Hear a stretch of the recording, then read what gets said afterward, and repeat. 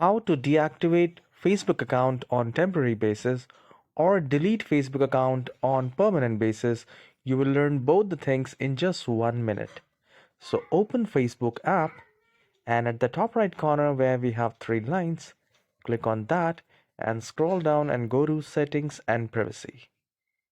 Now once you're here, you will find settings option and here you will find personal and account information.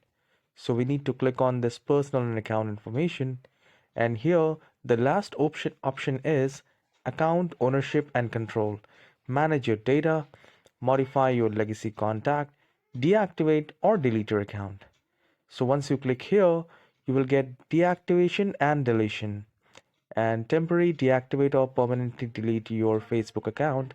So I'll click on here. So here we get two options. Deactivating your account is temporary or delete your account permanent.